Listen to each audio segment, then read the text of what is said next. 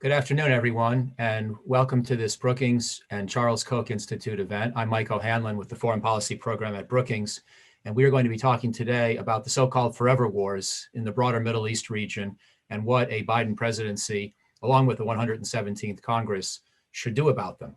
I'm joined by a distinguished group of scholars and friends from numerous institutions, all around Washington, but nonetheless reflecting a real divergence and breadth of thinking, experience, and approach in thinking about these kinds of conflicts, with a lot of broad strategic expertise and also a lot of field research and hands-on expertise.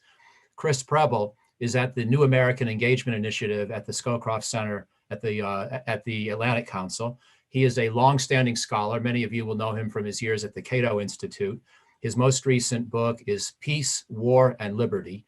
He is also a former Navy officer and is in many ways one of the great skeptics and contrarian voices in American foreign policy and grand strategy thinking today, who I've known for a long time and really pleased to have him with us in this event.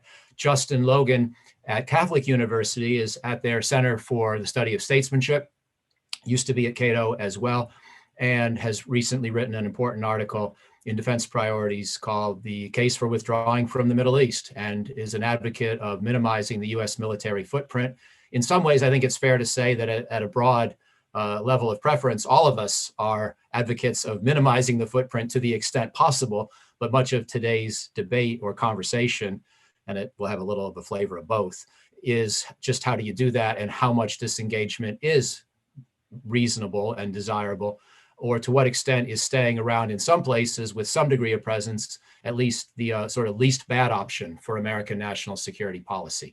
And getting into that kind of topic with a real expertise on South Asia is my friend and colleague, Medea Afzal, who is an expert on both Afghanistan and Pakistan, wrote an excellent book a couple of years ago called Pakistan Under Siege, one of the best modern studies on Pakistan. And I would recommend it to anyone, and have asked many of my students in recent years to read it.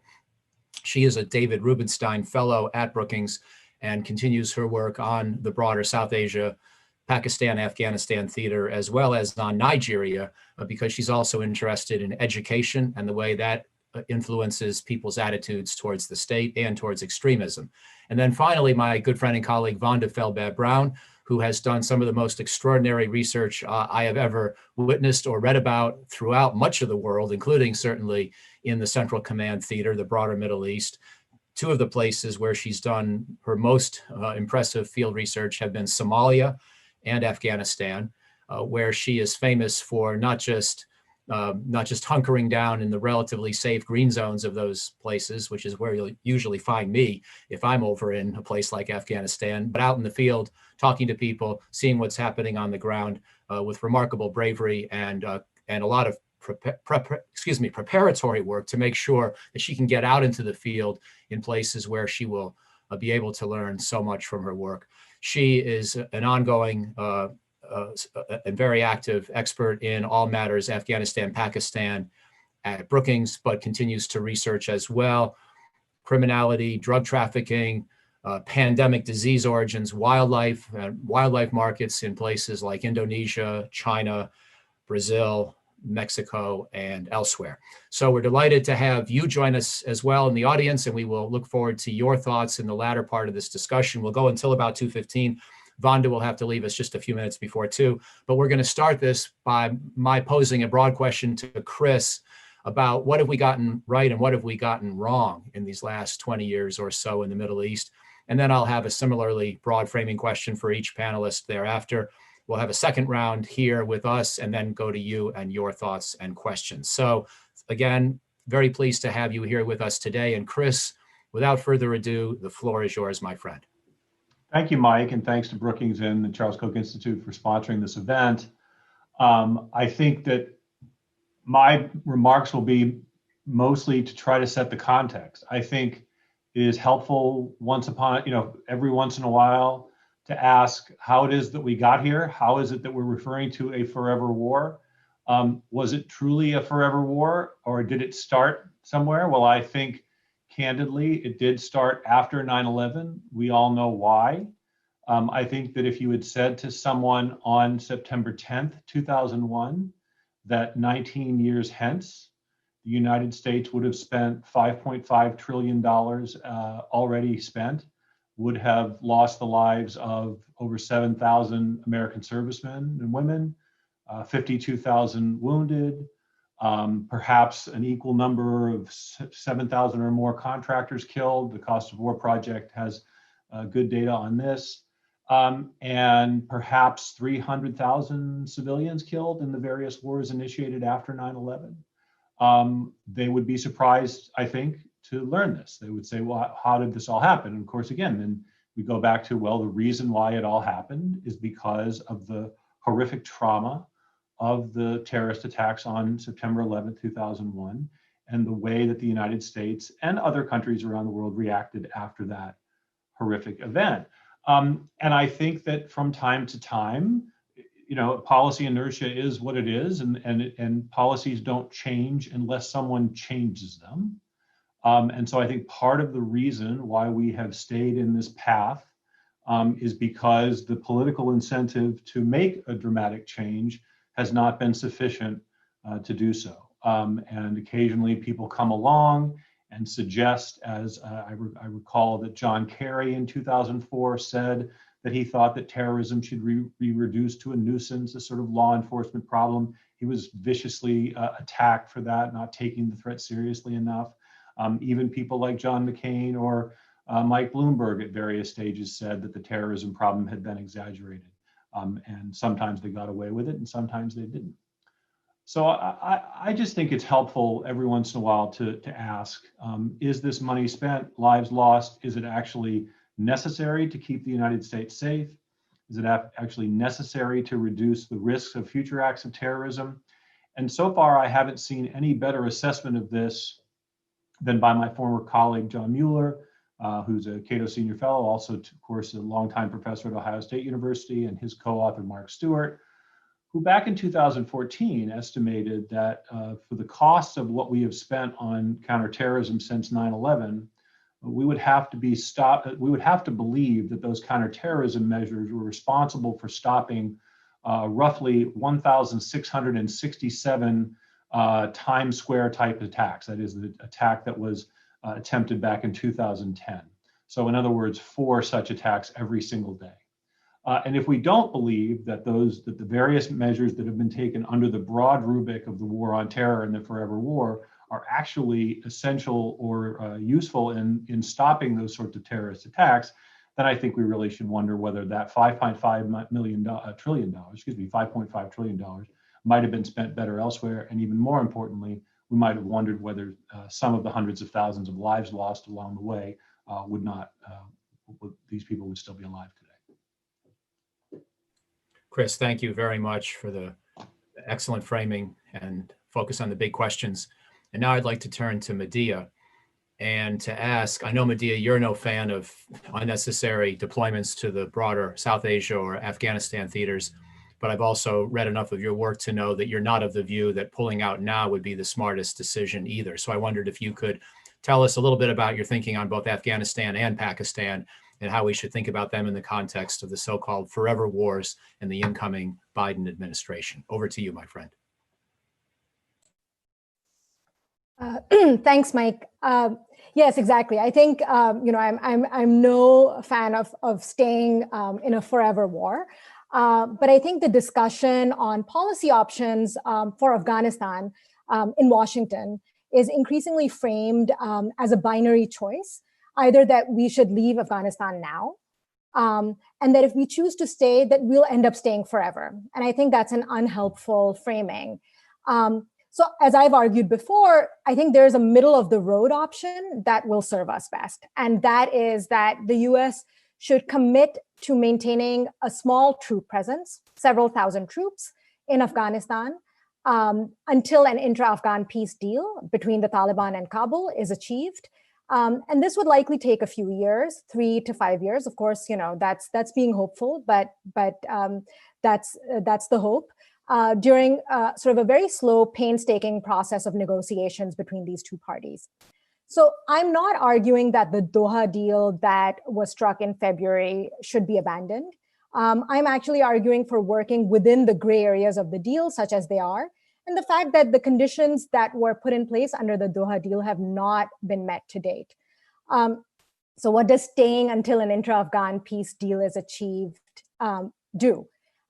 So my argument is that it benefits both Kabul and the United States. It gives Kabul leverage to negotiate the best possible deal it can with the Taliban and crucially try to preserve gains in human rights and women's rights. And a good outcome for Afghanistan will serve us well in America, both in terms of our core objective of counterterrorism, but also in terms of narratives on America in the region. Because we should be clear that any poor outcomes in Afghanistan down the road will be seen as America's failure and the failure of this forever war.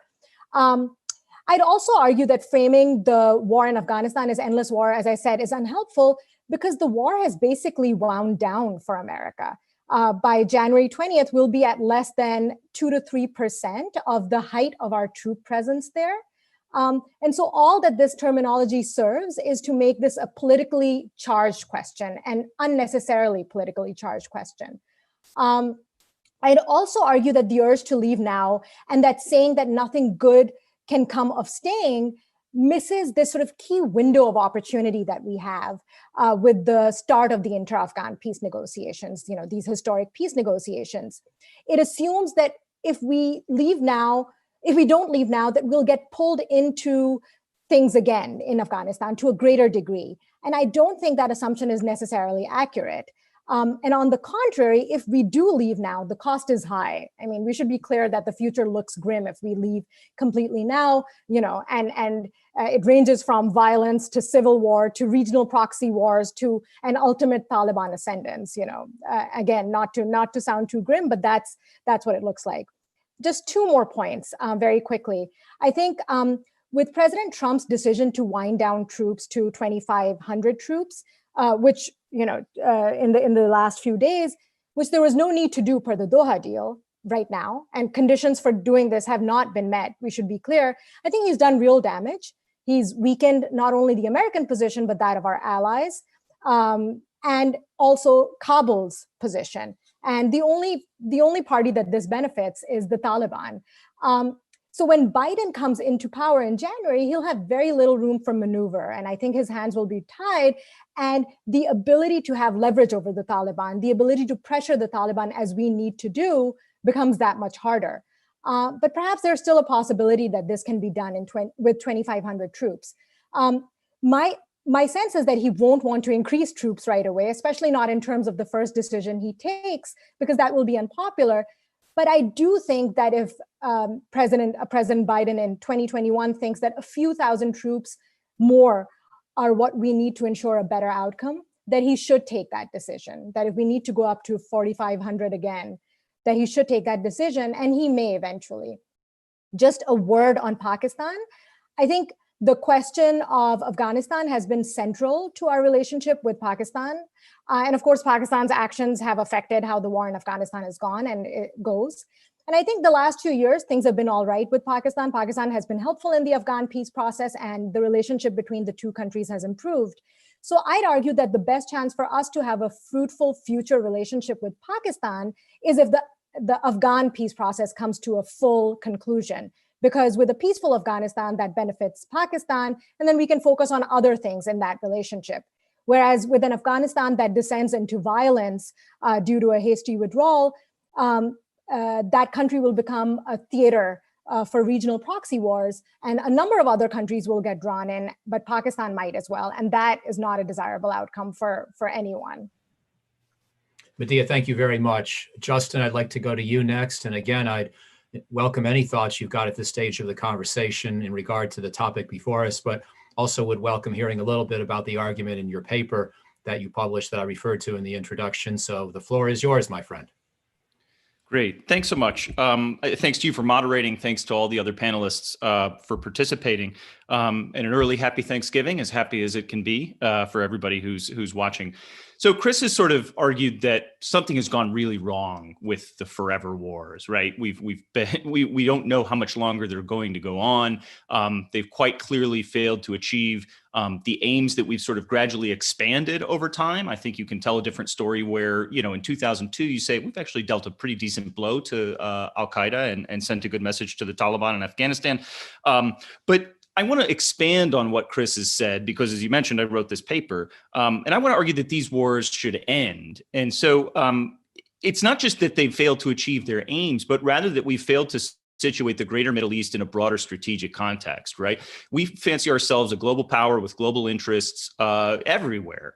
And so I think what animated the paper and what will animate my brief remarks here is an interest in trying to situate the greater Middle East in a broader strategic context. So what I looked at was sort of traditional measures of power, right? So if you look at the greater Middle East, it contains about 3.3% of world GDP. That's on its way down because of sinking oil prices. I think probably closer to 3% of world GDP. Depending on how you count, it contains about between 3.5% and 5% of world population. And no country within the region can project power outside its borders in a meaningful way, right? Iran can't conquer Saudi Arabia. Saudi Arabia can't conquer Iran. The idea of a regional oil hegemon or something like this is just fanciful. So sometimes we have these discussions. What should we do in Syria? How can we push the Iranians and the Russians back in Syria? And this paper sort of says, what do we actually need from Syria in a broader strategic context? Now, in looking at that, I drew on the work of Eugene Goltz at Notre Dame and on our esteemed moderator, Michael O'Hanlon, who've tried to get a handle on what we spend on the Persian Gulf mission, the sort of broader Middle East mission. And this is an inexact science, as probably everyone knows, but it's on the order of about $70 billion a year in peacetime, in addition to the $5.5 trillion that Chris mentioned, if you count Iraq, Afghanistan, and the sort of post 9/11 wars. So it's real money, right? And that's basically the sort of the argument that to say $70 billion a year for this. And so I looked at what we worry about in the greater Middle East. What are the concerns that we think this resource expenditure warrants? What are they after? And I basically concluded that oil, Israel, and terrorism are the main sort of concerns, with nuclear nonproliferation as a sort of third and a half reason that we can talk about. But I looked at what we worry about when it comes to oil markets, what we worry about when it comes to Israel, and what we worry about when it comes to terrorism, and conclude that having, 50, 60, 70,000 troops in this part of the world is not necessary to protect what are actually limited threats to those interests. And I'm happy to go into those discussions in the Q&A, because this is an extremely bite-sized version of the argument. But I think that the central problem here is that the United States has had so few internal or external constraints on its foreign policy that it's been able to spend a lot of money, almost unlimited money at times, on both guns and butter. And the essence of strategy is about choice. And when countries don't have any need to choose, frequently their strategies can become extravagant. And I think that's part of the problem here. Justin, thank you. One quick clarifying question before I go to Vonda, just to make sure that I understand the scope of your analysis, since the term Middle East gets used in many different ways. When you talk about 3 to 3.5% of world population, what's your definition of the Middle East that you're applying? From the Eastern Med to Afghanistan. So including Afghanistan, but not including Pakistan and not including Turkey. Correct. I'll have to go back and look at Turkey, but it wasn't an immense swing one way or the other, tenths of a percentage point. Thank you very much for those opening thoughts. And now, Vonda, over to you. And you're intriguing on this issue like everyone, because, again, you've been such a stalwart student of the Afghanistan conflict. But I believe it's fair to say, and you'll explain here in a second, that you've now decided that the peace process requires a whole different look at the U.S. military posture and a different approach. And of course, I very much eagerly anticipate your thoughts on Somalia as well. So my friend, over to you. Thank you, Mike. Let me start by making a little bit broader comments and emphasizing something that Justin said and endorsing it. That when we think about US military engagements in situations such as Afghanistan, Somalia, or Iraq, we have to think not solely in terms of the developments and in US interests and developments on the ground there, but also the opportunity cost. This is rarely done in foreign policy and US strategy, where once a engagement is launched, often the predominant lens applied looks at how to make the mission succeed, whether it is a military mission or other forms of missions.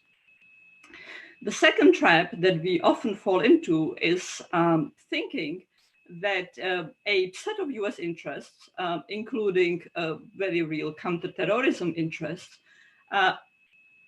imply and necessitate boots on the ground.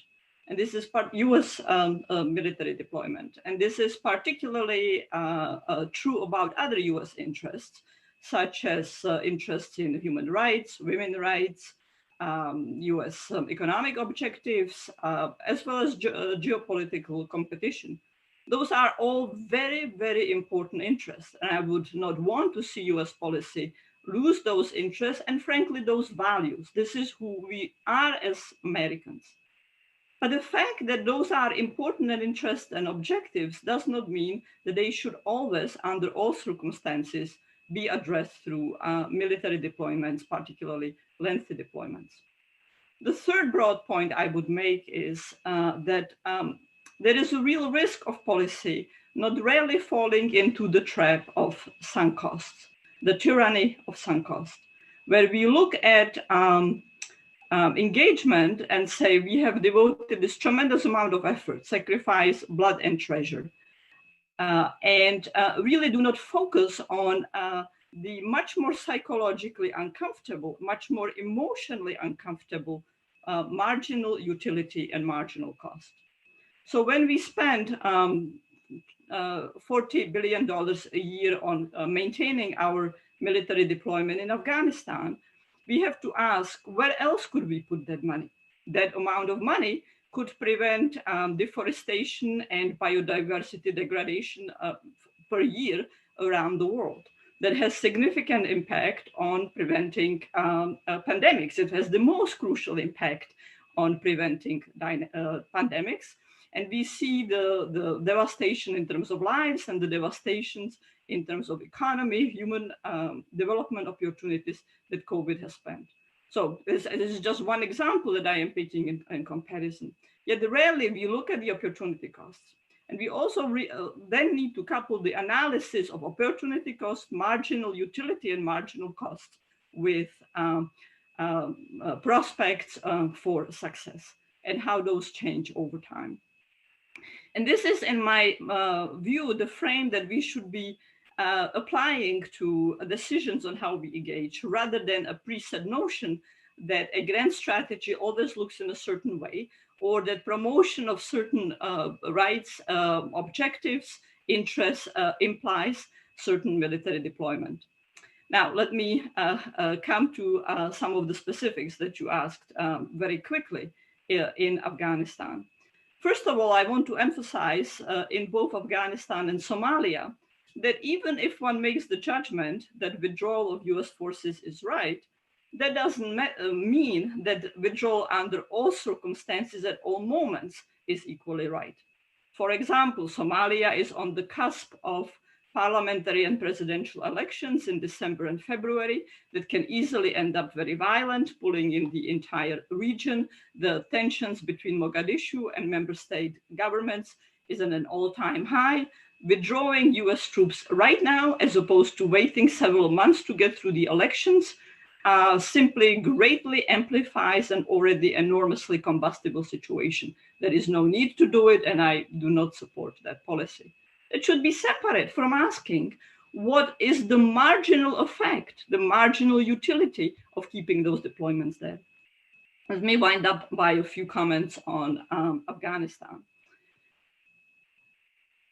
I agree with Madiha's analysis that the departure of US troops prior to a Afghan Taliban deal, and with the deal between the Afghan Republic and the Taliban, will significantly worsen the terms of the deal and may precipitate intensification of civil war.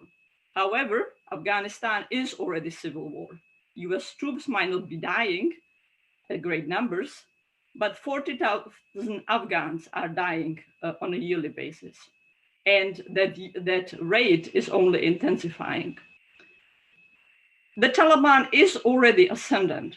US engagement in Afghanistan has failed to reverse that, and there is no prospect for reversing it, even if the United States and the Biden administration again increases its military presence.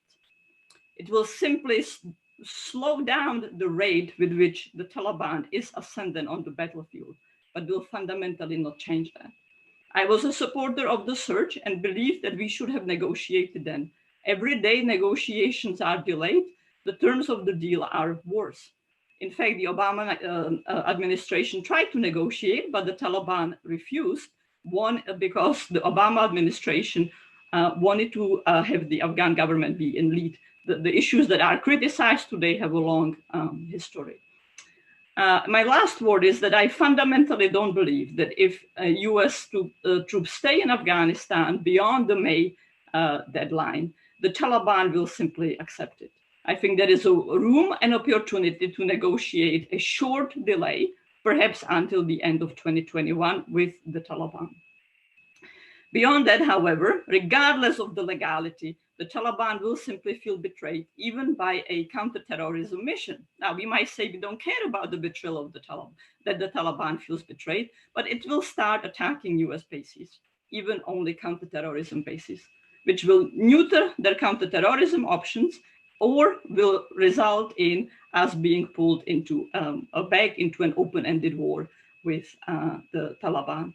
And this is my last comment here. We are using the term forever wars, but for many it is a pejorative term. I would rather use the term open-ended war. Over to you, Mike. Thanks, Vonda. So now let's go into a second round. And what I'd like to do is invite each panelist to just respond based on what they've heard from each other. So that's certainly part of this next phase of discussion.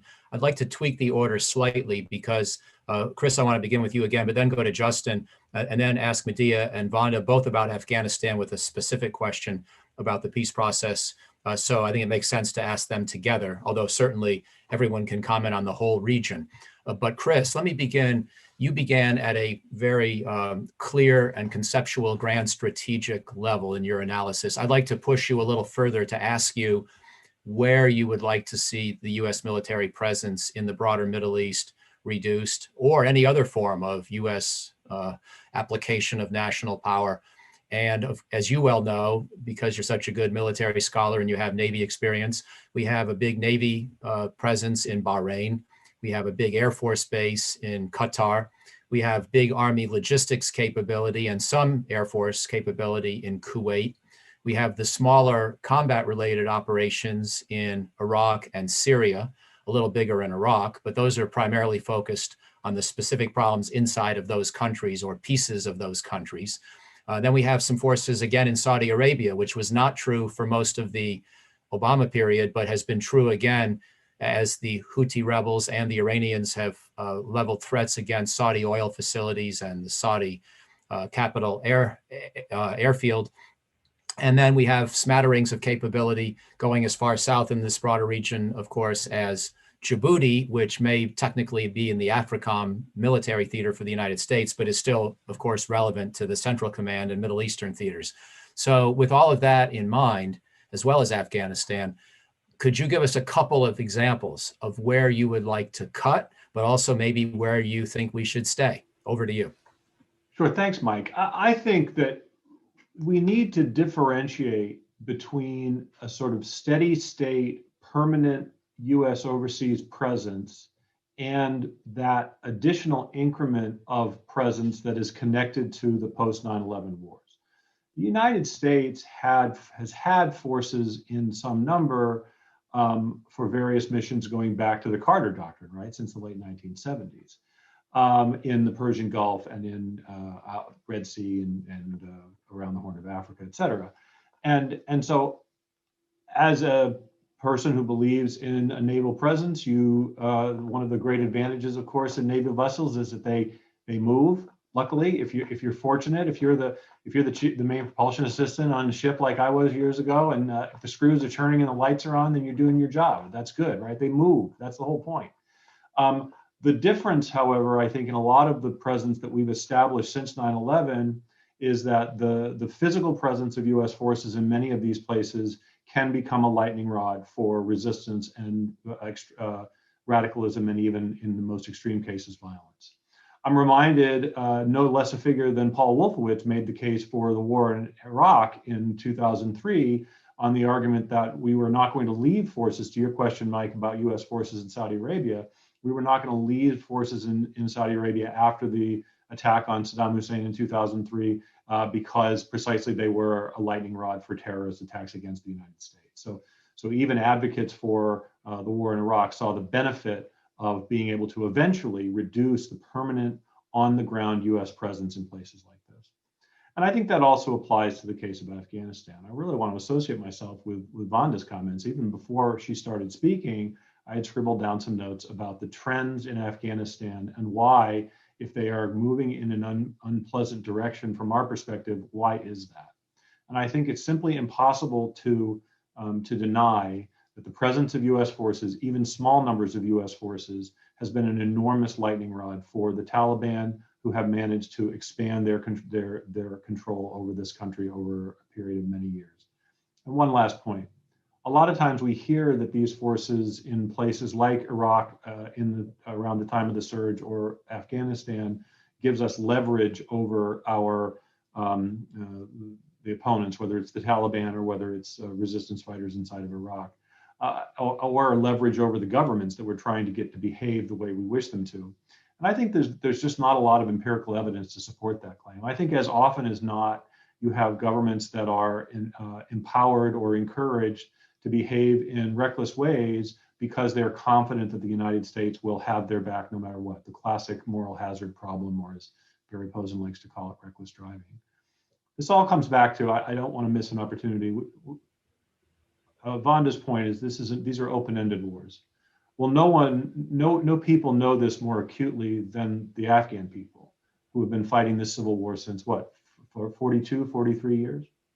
So what we really should be talking about, back to your question, Mike, is not where US military presence should be or where it shouldn't be, but whether or not the US military presence in all of these places is actually contributing to peace, is actually contributing to greater security for ourselves and for the people in the region, is actually making space for other forms of American engagement, trade, diplomacy, cultural exchange, or is it at the expense of those things? And I think many times we reach for the military hammer and we don't consider the other instruments of our power and influence. And that's where I think I would turn the question back on you, Mike. I'd say precisely because we approach these things in military terms, we don't take account of the unintended consequences, and we don't take account of the opportunity costs. As Vonda said, what could we be doing instead?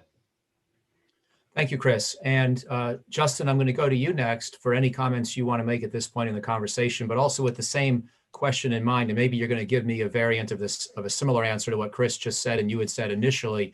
And I guess the title of your paper speaks for itself, that your view is fairly comprehensive. But I wonder if I could just push a little further and ask, are there some US military positions, maybe some of the more remote locations, let's say in Qatar at Al Udeid Air Base, where you see a value in at least having some residual presence? Or do you feel that your recommendation is fairly categorical and sweeping, and we just be better off not thinking of this as a theater where we need the capacity to get involved militarily at all? Over. Yeah, so it's a good question, and maybe it's from having been proximate to Chris for so many years, but I am a Navy enthusiast relative to ground forces. So access agreements make a lot of sense to me. You could conceive of a time in the future where a regional hegemon might emerge in the Middle East. I think it's very unlikely, but an access agreement in a port is something that's actually pretty cheap. As to air bases and things like that, I mean, I think these countries need to demonstrate at a minimal level that they warrant defense on the part of the United States should something terrible happen. Many of them are still, even in these days, awash with money. So I'm not super sympathetic to the idea that, we need to be pouring concrete over there constantly. So I did this, as you pointed out, very sweeping article and sweeping opening remarks, but I just want to sort of push, if I can, a couple of the hot button forever wars or open-ended wars or whatever term we choose to call them, right? Like, can we conceive of a time when the last US troop leaves Syria, or when the last US troop leaves Afghanistan, or when the seemingly unslakable Saudi thirst to blast away at Yemen has been sated? And I don't, Jim Jeffries said famously, we were looking for the enduring defeat of ISIS in Syria. I don't think those guys are going to sign a treaty on the decks of the Missouri somehow. I mean, I think that these things almost seem set up to go on forever.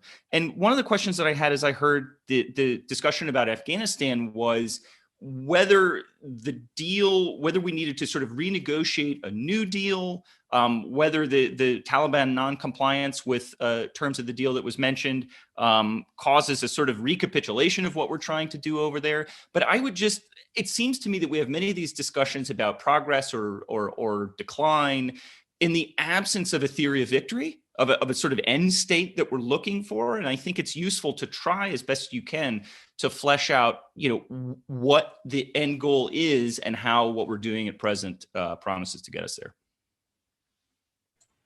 Thank you. And so now I'm going to come back to the South Asia theater for questions, actually the same question for both Medea and Vonda, but of course you can feel free to comment on a broader range of topics as well. As I do this, I'm going to be already weaving in a couple of the questions we've received from the audience, because there are questions about the kind of an Afghanistan peace deal we might realistically expect and how you would link the prospects to your preferred approach, with Medea preferring to stay perhaps a number of months or even years. And I'm curious about the time frame, Medea, that you would anticipate for the peace process. For Vonda, perhaps with the US and NATO forces already having left over the next few months by somewhere in the late spring of 2021, what prospects you would see on issues like Afghanistan's women's rights, the prospects for meaningful power sharing between the Taliban and some kind of elected government. What would happen to security forces? Would they be merged? Would the Taliban essentially replace the Afghan army and police with its own fighters? How would that work? There are a number of questions about sort of what kind of Afghanistan we're likely to get to based on your own prescription for the peace process. And so that's a pretty big question, but at least it has the virtue of beginning with the specific question of how long do you think the peace process might take under your recommended framework? So that maybe as a starting point for both of you, and then please branch out into what kind of an Afghanistan do you think might follow after a deal? Starting with Medea, please. Sure, thanks, Mike.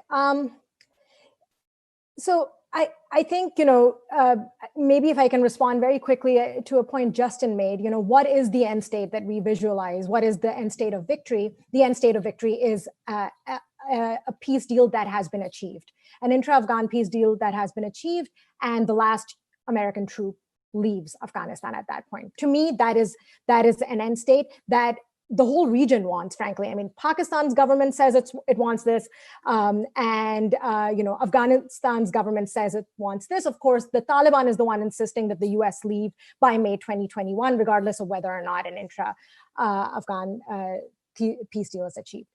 But in terms of what form I think this might take and how long this might take, I think the Kabul government has been stalling the process a little bit, and perhaps in the hope of Biden victory, it was doing so. But I do think that the US has pushed as much as possible. I think Zalmay Khalilzad's many trips to the region have tried to push this process along. But even now, we're at a point where they're still reaching agreement on sort of the terms of the discussion. So this is a long process because the Taliban in Kabul are fundamentally opposed in what their vision of Afghanistan is. So this is not going to be easy. But and there is a real possibility that this would fail, right? Because they don't at this point agree on much at all. so it's not that I'm saying that there's a certain outcome that an intra-Afghan peace deal might be achieved, but for the possibility of an intra-Afghan peace deal, that is what we should work towards.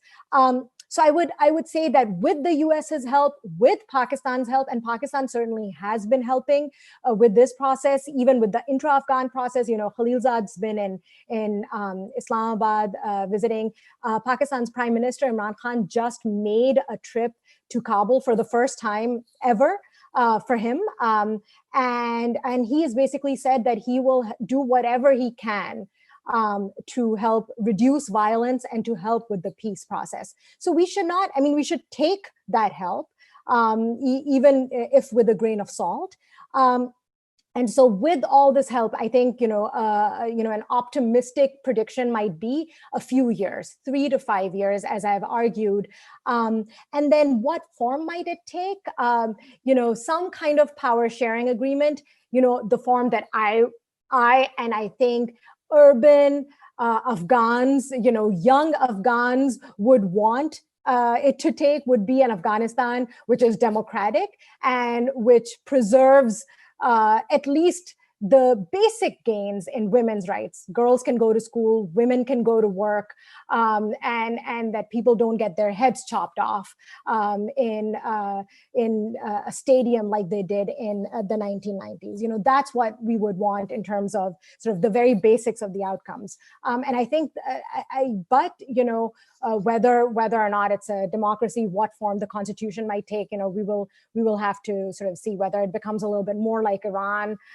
We will have to see, but an outcome that is that both sides accept will be the outcome that I think we will have to accept.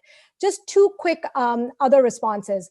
One, in terms of sort of, I think there is a tendency to think of this in the 20-year time frame.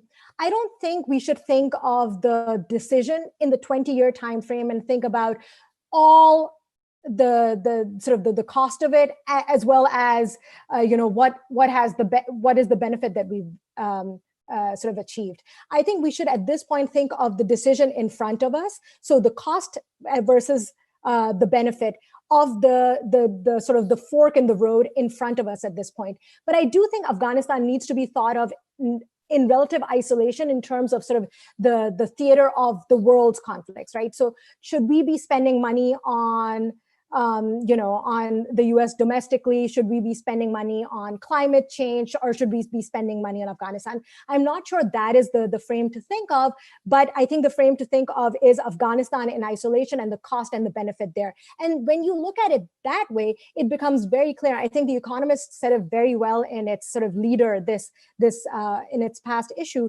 the cost of leaving is high, the cost of staying is low, not indefinitely, for a few years, just because of sort of what Afghanistan might descend into in terms of the cost of leaving right away. I think two other very, very quick points on counterterrorism and the unintended consequences of us staying. So counterterrorism, I don't think we should discount the threat of ISIS, Khorasan, of Al-Qaeda, of all these other terrorist groups in the region, and what a Taliban victory, even though ISIS, Khorasan is in opposition to the Taliban, but what a Taliban victory, what that legitimacy, what kind of boon that is to terrorist groups in the region. It serves their propaganda. And the more we can walk away with an achievement of something that is different from what they want, that is a narrative victory for the United States. And finally, in terms of sort of how these groups benefit from us staying, and sort of that being the unintended consequence, yes, it benefits their propaganda, but we should be clear that these groups derive a lot of their recruits from other other roots, other local grievances, local narratives, and it's not that they derive all of their recruitment, etc., from the fact that the US is in the region. I'll stop there. Thank you very much. And Vanda, over to you for that same broad framing about What do you expect from a peace process on a number of the other dimensions that I referred to, and anything else you'd like to bring in at this point? Over to you. Well, Mike, when the Doha deal was signed on February 29th, I published a Brookings piece in which I essentially argued that this was a very bad deal. But at the same time, it was the best deal that was obtainable. And Ambassador Khalilzad very much tried pushing for a different deal, one that would, where the withdrawal of US troops would only commence after an intra-Afghan peace deal was accomplished, and couldn't get it from the Taliban. And there's no surprise, that's been the Taliban unwavering position since 2007, 2008, 2009, when original feelers for negotiation started. Meanwhile, compared to those years, the Taliban is significantly more powerful on the battlefield than it had been, and the US capacity to shape the Taliban and its military actions is much reduced. So every day, the deal that's obtainable becomes a worse deal. At the same time, it's a deal that the Afghan government hates, namely the Doha deal. It very much does not want the deal, it wishes for the deal to collapse. Why? Because at minimum, the deal obligates it to share power with the Taliban, but more likely it means that the Taliban will be the dominant actor in the deal. Now, the Afghan government, and I think many in US policy and polity, would wish for a deal that's Colombia-like. In fact, the Afghan government frequently brings advisors from Colombia. What is the essence of the deal there? Well, the FARC essentially agreed to suspend its military conflict in exchange for broad leniency and amnesty, very minimal terms for anyone who discloses to a Truth and Reconciliation Commission's crimes that are really very small penalties. And the Taliban is the FARC is guaranteed token representation in the Colombian Congress and needs to compete in elections. So essentially, it's a deal of not going to jail, not having to fight anymore, and having minimal political impact. And it has done badly in elections now. However, the deal is completely unrealistic given the battlefield picture in Afghanistan. In Colombia, the conflict was stalled. Because the conflict was stalled, the Colombian government agreed to negotiate, as did the FARC leadership.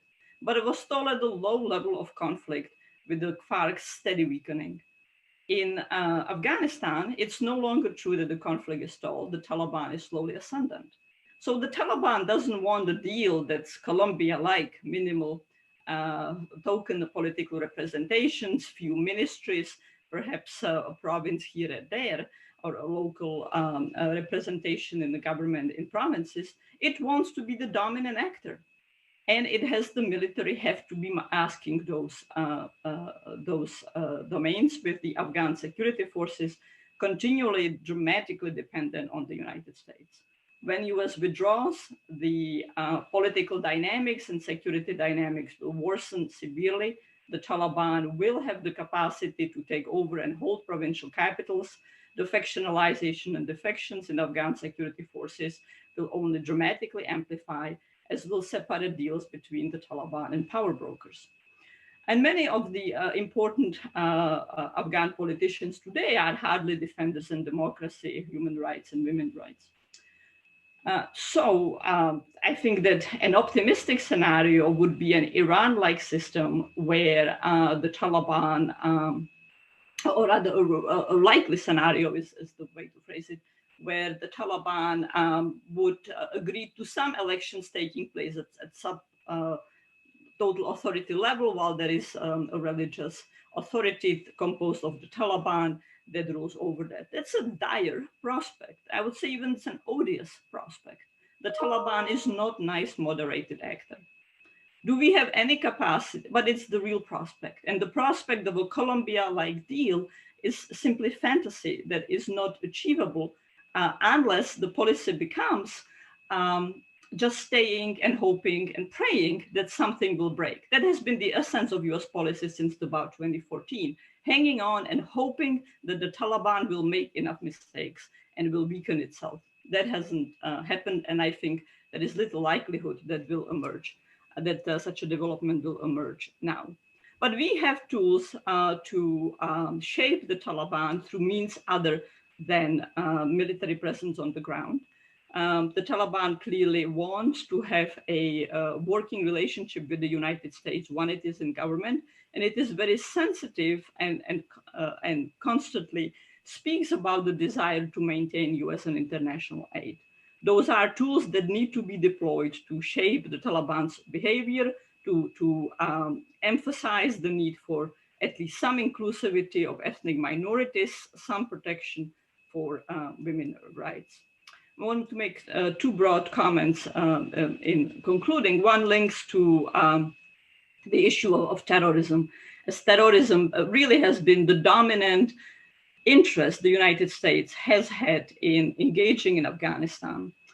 And, one can almost always make the argument that having troops on the ground, whether it's Somalia or Afghanistan or Iraq or Syria or Niger or other place in the world, gives the US more strike capacity, whether air or on the ground, than not having that present. That is absolutely true. But that question again needs to be weighed against the costs. And I would say that in this case, the cost is the really threatening emergence of right-wing domestic violence in the United States, with many of the self-styled groups that often call themselves militias are a direct product of US open-ended military engagement. So by combating terrorism abroad in open-ended war, we are also creating a fire hose of feeder for domestic terrorism and a critical undermining of rule of law. That cost need to be weighed in, and one needs to judge what threat of terrorism is more imminent, how one can address one, and at the same time mitigate the other and not exacerbate it. I'll leave it at that. Thank you very much. So here's how I'd like to handle the last 20 minutes or so. Vonda, I have one specific question for you, which I think we can get in before you have to leave. And then I'm going to take the audience questions, of which there are about 4 or 5 broad themes, and put them all before the remaining 3 of you all together at once, and then give you each about 5 minutes to respond to those 1 or 2 questions that you find of greatest interest or relevance to your specialization or your research. So Vonda, before you have to peel off, we haven't talked a lot about Iraq. And of course, Iraq has been one of the longstanding American preoccupations in this region going back to 1990. Do you basically favor keeping the 3,000 or 2,500 US forces who are apparently going to be in Iraq when President Biden is inaugurated for some additional length of time in order to continue training, intelligence gathering, air power support, or do you want to see that number phase down fairly quickly as well? Over to you. I don't think that we are seeing the same pressures and marginal impact and cost in Iraq as we are in Afghanistan. The setting is different, and so I think there is a good reason to not come into the administration with an a priori policy that those forces should be withdrawn. Nonetheless, I think that that policy needs to be reconciled with how we handle Iran and how we handle pro-Iranian militias, where clearly our pro-Iranian, where our Iran policy is driving pro-Iranian militias into attacks on US bases that paralyze its advisory capacity or undermine is a more accurate term, that undermine its advisory capacity and undermine counterterrorism actions. So the Trump administration policy was in some ways the worst of all worlds, where we were maintaining troops which come with all the costs and at the same time disabling their capacity to engage objectively. And all of that requires a very careful reconsideration of how we handle the Hashd, how we deal with an entity that has many factions, but that nonetheless is part a state entity, obviously part of Afghan security forces. At the same time, it's partly a militia whose members are designated by the United States as terrorist actors. And so those are some of the issues that we are grappling with at the new Brookings initiative called the Initiative on Non-State Armed Actors that Mike, you and Madiha are members of, and I direct, and that I expect will become what we need to grapple with in very many different parts of the world, how to deal with those hybrid actors, non-state armed actors that are hardly pleasant in many ways, but at the same time, closely linked to the government. With that, I want to thank everyone for the excellent conversation so far, Mike, for the invitation and your masterful moderation, and I apologize that I need to leave. Thank you, Vanda, and we appreciate it very much, and we'll continue on here with the remaining questions, of which there are, as I said, about 4 or 5. And so I hope that Chris, Justin, and Medea, you can each take notes, and maybe we'll go in that order and give you 5 minutes or so to respond to whichever specifics you'd like. One is going to be forecasting the Biden administration. And specifically, Bill Hartung asked a question about whether some of President-elect Biden's previous thoughts on this region, which tended to emphasize special forces and standoff air power even before that was in vogue, whether perhaps, therefore, there's a consistency with some of what the Biden team or the Biden, president himself may favor, and whether that is along the lines of what you've been advocating, and whether that is also similar to what President Trump's already been doing. In other words, how much disruption do you really anticipate with the new team? And is it going to be adequate to make you happy based on what we can see in our crystal balls? So that's a broad question about where Biden's likely to go. A second question is about the role of India, especially in South Asia. And to what extent should we be asking India to do more? To what extent can India do more, let's say, in Afghanistan? To what extent can we push India and Pakistan to negotiate over Kashmir, if you want to extend your gaze that far eastward, even though it's a little beyond what's normally brought within the scope of the forever wars and the CENTCOM region? But to the extent you believe it might be relevant to the broader problem we're discussing today, feel free to have at it. Another question that takes us further east, but is potentially relevant, is to what extent do you favor the so-called rebalance to the Asia-Pacific region of the Obama administration, going back almost a decade? And to what extent would your proposed policy of relative disengagement from the Middle East, especially for Chris and Justin, to what extent would that facilitate an ongoing effort to quote unquote rebalance, or to prioritize, the China threat and the broader Indo-Pacific theater, and to do less in the Middle East? And then I'm getting near the end of my questions, but perhaps that's the right way to leave it, because we do have a few more specific questions on Afghanistan, which I'm going to apologize to those in the audience that, since we've already had a fair amount of discussion on Afghanistan, unless the panelists want to go in that direction themselves already, about what future role the UN may have, for example, and to what extent economic assistance could be used as leverage to get a Taliban-dominated government to behave better and protect some of the human rights and women's rights that Medea was talking about earlier. If you want to touch on that, feel free. But primarily, I'd like to ask for you to comment on the Biden administration, on the role of India, and then on the broader prioritization of the Asia-Pacific theater, perhaps the rebalance policy now being reinvigorated, if we can find a way to draw down from the Middle East, if that's something that you agree with and favor. So Chris, that's a lot, but I know you can handle a good chunk of it very well. So over to you, my friend. Well, thanks, Mike, for your confidence. I did take notes. I'm mostly going to leave the question about India to Medea, because I'd really like to hear it from her. I will just make one comment on this. To the extent that Pakistan's behavior vis-a-vis Afghanistan is driven by security concerns, legitimate or otherwise, we can just sort of bracket that question, then certainly some sort of improvement in relations between India and Pakistan should help to ease their concerns with respect to Afghanistan. So I'll leave it at that. And again, I'm curious to hear from Medea on that question. I'm mostly going to focus on the first question, Mike, because I think Justin has a lot to say about the rebalance, and I'll leave that mostly to him. But on the question of sort of forecasting Biden and where we are and where we're headed, I think this all comes back to what has, starting with the president-elect and all of the people who are coming in with him, what have they learned from our experience of the last 20 years?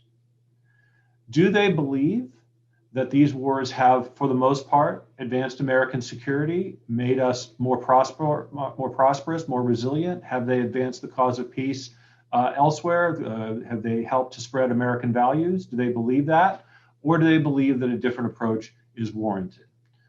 My survey of this, when you look at it along a generational perspective, one of the great ironies of President-elect Biden being the oldest man to assume the office when he's sworn in, is there the real possibility for a generational shift that's taking place from the baby boomers and my small Gen X generation to the next generation, the millennials, and ultimately Gen Z. Because I think you see in millennials much more interest in American engagement through diplomacy and trade and cultural exchange, and much less support for military operations. One last point, and that has to do with prioritization. And I think this gets to Bill Hartung's question too, is the main disruption that we have all experienced over the last 9 months, not quite, is the fact that we're all doing this by Zoom, right? By a disease that we had not prepared for, and the instruments of power that we have were not suited to deal with. And so the question is, are we in the future going to rebalance how we define threats? And might it be, and I certainly hope that it is, that the fear of terrorism recedes finally after a very, very long time, and fear of other things that are far more likely to do you harm or even kill you are elevated. And if that's true, then the instruments of power that we need to deal with those other threats will naturally rise to the surface. So the true question is, will we see downward pressure on the military budget? Will we see downward pressure on military spending? And will some of that increment of savings be redirected here at home to rebuild our power here at home, our infrastructure, our educational system, or will it be diverted elsewhere abroad? And I think that's a really open question right now. Chris, thank you very, very much. Justin, over to you.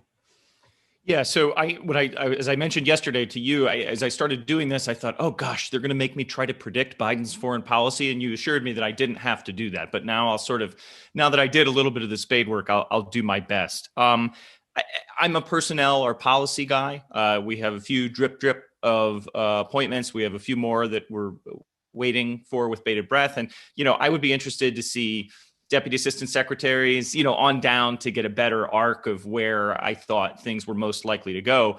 In this region, though, one thing that is definitely worth keeping an eye on is the emerging sort of Israel-Saudi axis that seems to be going both with the peace deals that have already been happened, not between Saudi, of course, but between UAE and Bahrain.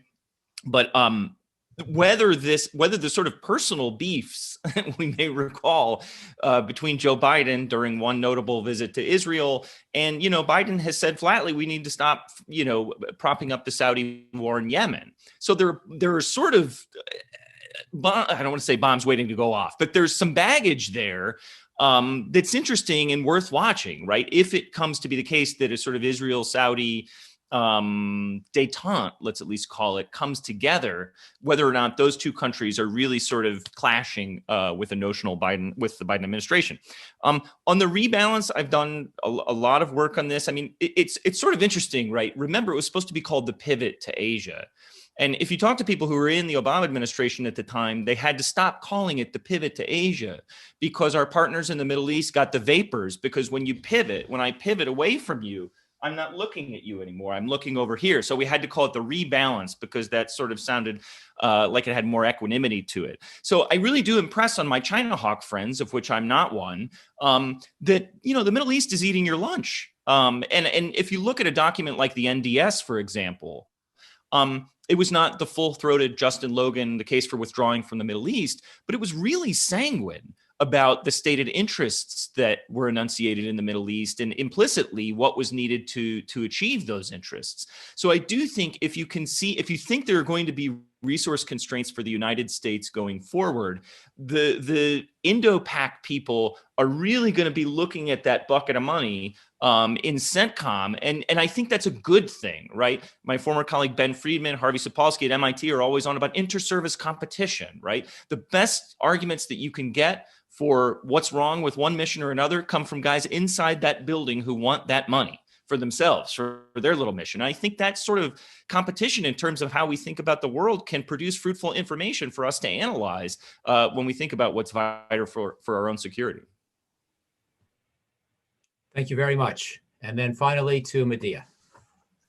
Great. I'll touch on both the forecasting the Biden administration questions, question, as well as the India question. So very quickly, I think I mentioned some of this in my remarks, but I'm very curious to see what a Biden administration does in terms of whether or not Zalmay Khalilzad stays on for the Afghan peace process, and who the Secretary of Defense will be. I think those two decisions will tell us a little bit more in terms of where the Biden administration may go. But I think it will take the Doha deal as is, and it will take the 2,500 troops as they are, and aim to make a decision on a responsible withdrawal. You know, we've heard that term before, a responsible withdrawal from Afghanistan, but will be harder on the Taliban. You know, the Biden administration will, you know, if conditions are not met, you know, tell the Taliban that conditions are not being met, unlike the Trump administration.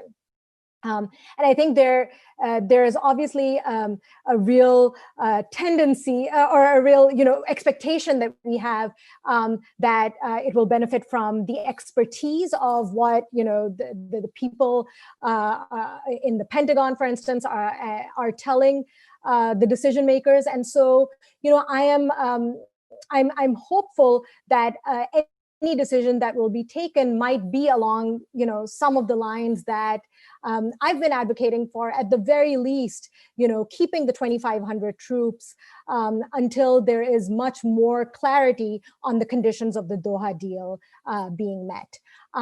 So I'll stop there on that question. On the role of India and Pakistan and Afghanistan, so Pakistan's decisions forever in Afghanistan have been affected by Pakistan's the threat Pakistan has felt from India. So India has been the specter that has loomed over Pakistan's behavior vis-a-vis Afghanistan.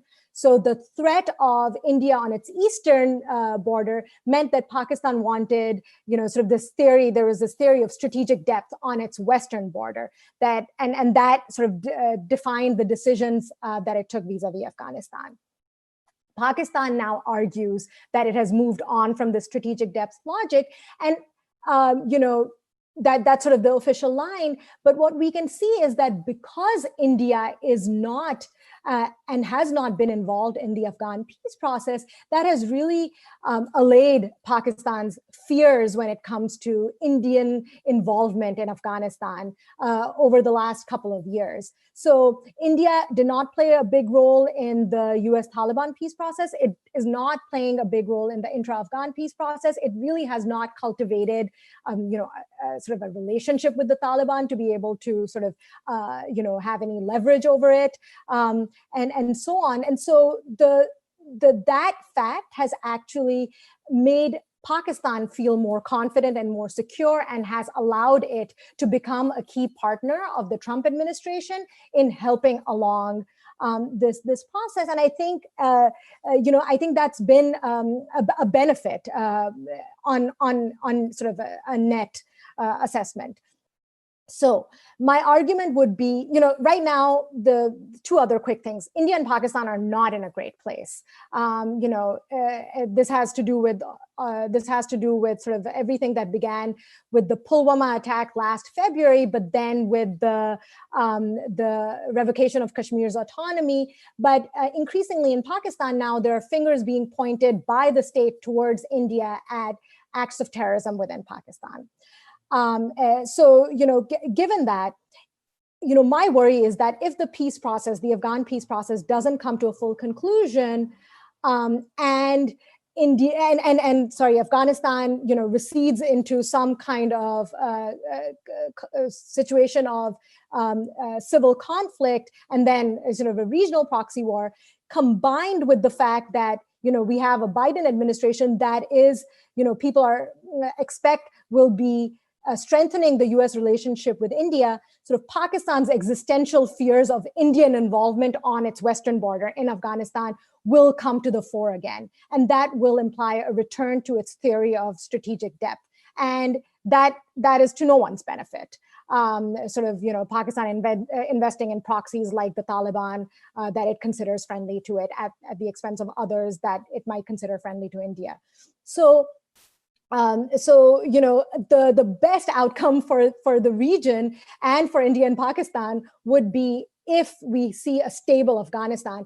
That means that Pakistan will also sort of focus more domestically, perhaps focus on sort of an economic and trade partnership with Afghanistan, economic trade partnership with the U.S., and it will and sort of its existential fears will have less of a role to play in its decision making.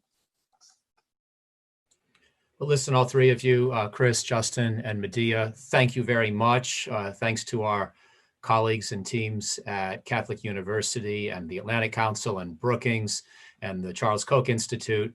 And to everybody who's been with us today, we appreciate your participation, and we wish you all a very happy Thanksgiving. Thanks for watching. Be sure to like and subscribe for more videos from Brookings.